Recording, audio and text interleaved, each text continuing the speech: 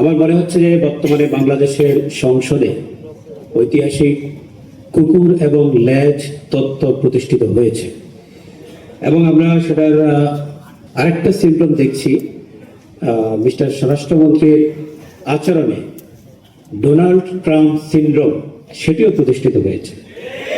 প্রিয় বন্ধুগণ, প্রবন্ধকার বেশ কিছু সংকটের বিষয়ে উপস্থাপন করেছেন যে সংকটের বহুমাত্রিক রূপ।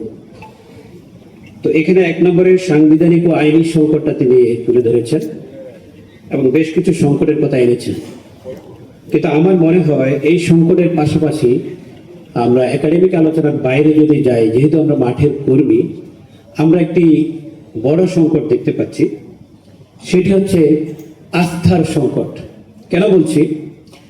একটা সিস্টেম সব ভালো থাকার পরও যখন আস্থা নষ্ট হয়ে যায়, যারা সাংবাদিক বন্ধুগণ আছেন, আপনার ক্যামেরা যদি মাঝে মাঝে ডিস্টার্ব করে এবং আপনি হাই প্রোফাইলের প্রোগ্রামগুলো কভার করছেন, সেই ক্ষেত্রে আস্থার সংকট যদি হয়, কখন এই সমস্যাটা তৈরি হবে, সুতরাং আপনি ক্যামেরাটা চেঞ্জ করে ফেলবেন। এটাই স্বাভাবিক। আমাদের সংসদের বর্তমান যে অবস্থা আমরা দেখছি, বারবার আমাদের নেতৃবৃন্দ বলছেন যে আমাদের বাধ্য হয়ে রাজপথে যেতে হচ্ছে।